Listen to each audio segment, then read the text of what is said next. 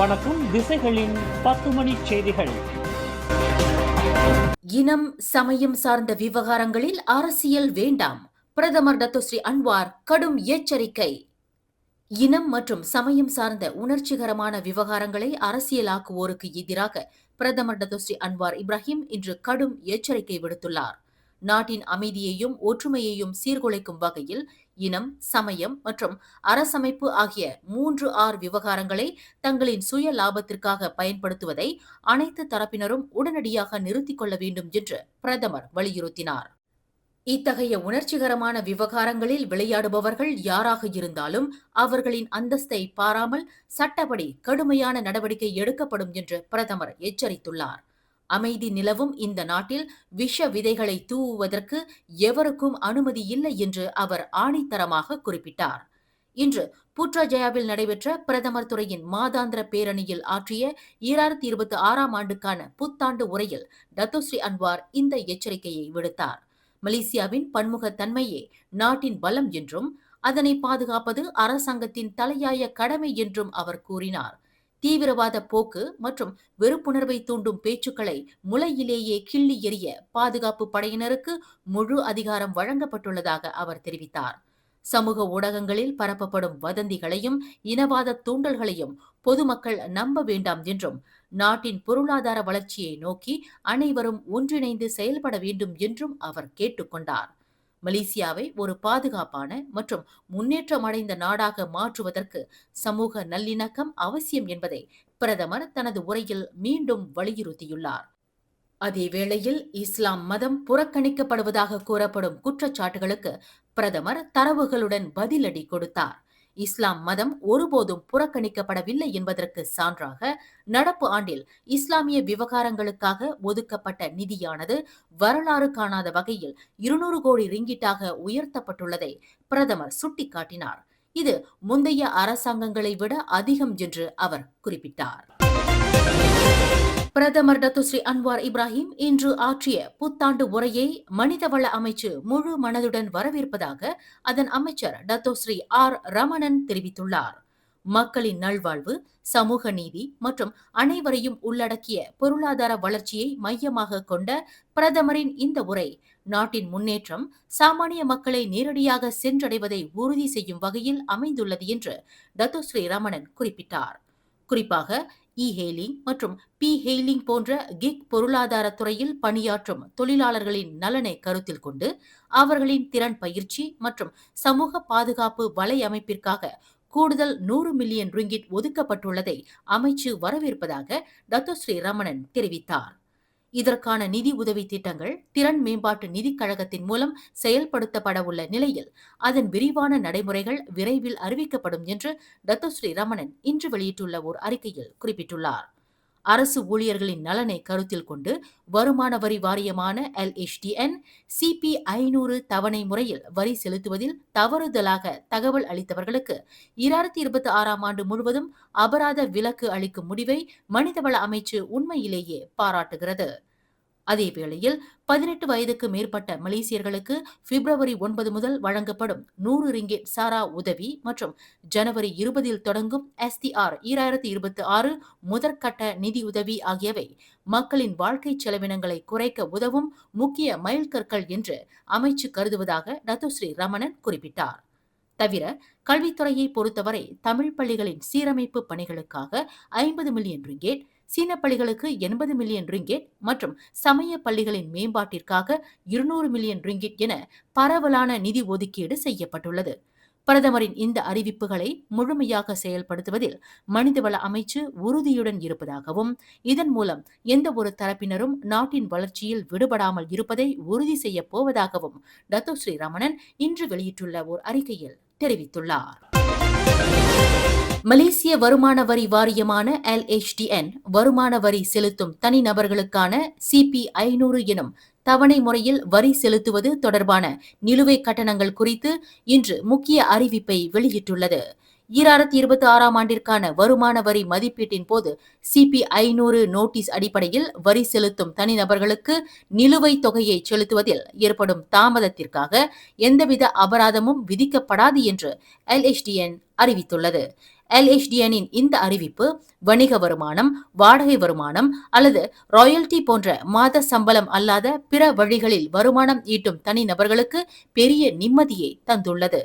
வரி செலுத்துவோர் மீதான நிதிச்சுமையை குறைக்கவும், நாட்டின் தற்போதைய பொருளாதார சீர்திருத்தங்களுக்கு இணங்க மக்கள் தங்களின் வரி விவரங்களை சரியாக தாக்கல் செய்வதை ஊக்குவிக்கவும் இந்த முடிவு எடுக்கப்பட்டுள்ளதாக LHDN ஓர் அறிக்கையில் தெரிவித்துள்ளது.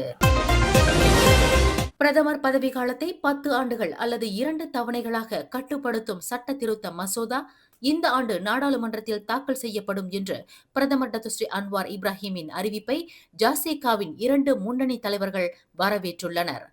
பிரதமரின் இந்த திட்டம் ஜனநாயக நடைமுறைகளை வலுப்படுத்துவதற்கும், நாட்டின் நிர்வாகத்தில் கூடுதல் வெளிப்படைத்தன்மை மற்றும் நேர்மையை உறுதி செய்வதற்கும் எடுக்கப்பட்ட மிக முக்கியமான நிறுவன சீர்திருத்த நடவடிக்கையாகும் என்று பினாங்கு முதலமைச்சர் சவ் கொன் யாவ் தெரிவித்துள்ளார்.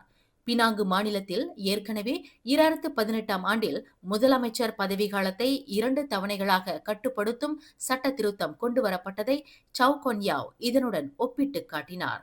ஜாசேகாவின் துணைத் தலைவர் ngா கோமிங் கருத்துரைக்கையில், பிரதமரால் அறிவிக்கப்பட்டுள்ள இத்தகைய சீர்திருத்த நடவடிக்கைகள் நாட்டின் நிர்வாகத்தில் வலுவான கட்டுப்பாடுகள் மற்றும் சமநிலையை ஏற்படுத்தும் என்று வரவேற்றுள்ளார்.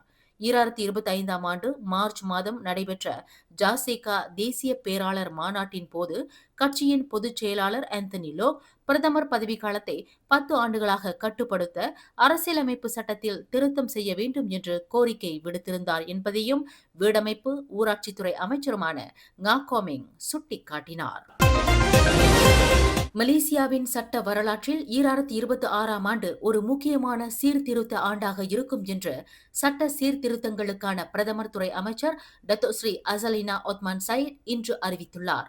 நிறுவன சீர்திருத்தங்கள் தொடர்பான மிக முக்கியமான அரசியலமைப்பு திருத்தங்கள் வரும் பிப்ரவரி மாதத்தில் தொடங்கப்படும் என்று அவர் குறிப்பிட்டார். இந்த ஆண்டு நாடாளுமன்றத்தில் முன்வைக்கப்படவுள்ள முக்கிய சட்ட மசோதாக்களையும் அவர் விவரித்தார். பிரதமர் பதவிக்காலத்தை அதிகபட்சமாக 10 ஆண்டுகள் அல்லது 2 தவணைகளாக நிர்ணயிக்கும் சட்ட மசோதா அரசு தலைமை வழக்கறிஞரான அட்டர்னி ஜெனரல் மற்றும் அரசு தரப்பு வழக்கறிஞரான பப்ளிக் ப்ராசிக்யூட்டர் ஆகியோரின் அதிகாரங்களை தனித்தனியாக பிரிப்பதற்கான சட்ட மசோதா ஆகியவை அவற்றில் அடங்கும் என்று அவர் குறிப்பிட்டார். மேலும் மலேசிய ஒம்பர்ஸ்மன் எனப்படும் பொதுத்துறை புகார்களை விசாரிக்கவும், நிர்வாக தவற்றை சுட்டிக்காட்டவும் அதிகாரமிக்க ஒரு அமைப்பை உருவாக்கக்கூடிய சட்ட மசோதாவும் இவ்வாண்டில் நாடாளுமன்றத்தில் தாக்கல் செய்யப்படும் என்று அமைச்சர் அசலினா சுட்டிக்காட்டினார். மலேசிய தரைப்படையின் குத்தகைகளில் நிலவும் லஞ்ச ஊழல் முறைகேடுகள் தொடர்பாக சுமார் 26 நிறுவனங்களிடம் மலேசிய ஊழல் தடுப்பு ஆணையமான SPRM தீவிர விசாரணை நடத்தி வருகிறது. தரைப்படைக்கு தேவையான தளவாடங்கள் மற்றும் சேவைகளை வழங்குவதற்கான குத்தகைகளை பெறுவதற்கு சில நிறுவனங்கள் அதிகாரிகளுக்கு லஞ்சம் கொடுத்ததாக புகார்கள் எழுந்துள்ளன. இந்த முறைகேடு தொடர்பாக கடந்த வாரம் தரைப்படையைச் சேர்ந்த மூத்த அதிகாரிகள் உட்பட 5 பேர் ஏற்கனவே கைது செய்யப்பட்டுள்ளனர்.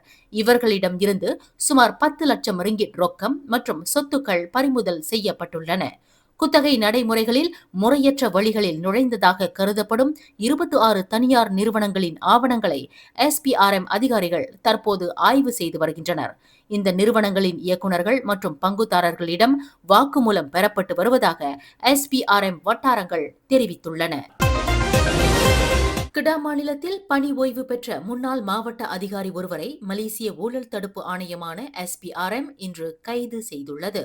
கிடா மாநில ஊராட்சி மன்றத்தின் முன்னாள் தலைமை பொறியியலாளர் மீதான ஊழல் வழக்கு விசாரணையின் போது நீதிமன்றத்தில் முரண்பாடான சாட்சியம் அளித்ததற்காக அந்த முன்னாள் மாவட்ட அதிகாரி கைது செய்யப்பட்டுள்ளார். அவர் ஊழல் தடுப்பு ஆணைய சட்டம் 2009 கீழ் கைது செய்யப்பட்டு தடுத்து வைக்கப்பட்டுள்ளார். சம்பந்தப்பட்ட தலைமை பொறியியலாளர் திட்டங்களுக்கான ஒப்பந்தங்களை வழங்குவதில் அதிகார துஷ்பிரயோகம் செய்ததாக குற்றம் சாட்டப்பட்ட வழக்கில் சம்பந்தப்பட்ட முன்னாள் மாவட்ட அதிகாரி ஒரு முக்கிய சாட்சியாக இருந்தார். நீதிமன்றத்தில் உண்மையை மறைப்பது அல்லது விசாரணைக்கு முரணாக பேசுவது சட்டப்படி குற்றமாகும். கைது செய்யப்பட்ட அந்த முன்னாள் மாவட்ட அதிகாரியை விசாரணைக்காக நாளை செவ்வாய்க்கிழமை வரை 2 நாட்களுக்கு தடுப்பு காவலில் வைப்பதற்கு SPRM நீதிமன்ற உத்தரவை பெற்றுள்ளது. ஒற்றுமை அரசாங்கத்தில் இருந்து அம்னோ வெளியேற வேண்டும் என்று அக்கட்சியின் இளைஞர் அணி தலைவர் டாக்டர் அக்மால் சலே விடுத்து வரும் கோரிக்கையை ஜாசேகாவின் இளைஞர் அணியான தப்சி ஒரு அரசியல் நகைச்சுவை என்று வர்ணித்துள்ளது. கடந்த 3 நாட்களாக அக்மால் சலே இக்கோரிக்கையை விடுத்து வந்தாலும் அம்னோவின் உயர்மட்ட தலைவர்கள் எவரும் இதற்கு செவி சாய்க்கவில்லை என்று சுட்டிக்காட்டியுள்ள டப்சி தலைவர் வு கால்யோங் 2023 அம்னோ பொதுப்பேரவை முடிவின்படி நடப்பு அரசாங்கத்திற்கு அம்னோவின் ஆதரவு இந்த தவணை முடியும் வரை தொடரும் என்பதை நினைவூட்டினார். ஊழலுக்கு எதிரான சீர்திருத்த கொள்கைகளில் உடன்பாடு இல்லாதவர்கள் அரசாங்கத்தில் இருந்து வெளியேற யாரிடமும் அனுமதி கோர வேண்டிய அவசியம் இல்லை என்றும், அவர்கள் உடனடியாக வெளியேறி காஜாங் சிறையில் உள்ள தங்கள் தலைவரான நஜீப் ரசாக்குடன் இணைந்து கொள்ளலாம் என்றும் தப்சி தலைவர் வு கால்யோங் இன்று மிக காட்டமாக பதிலடி கொடுத்துள்ளார்.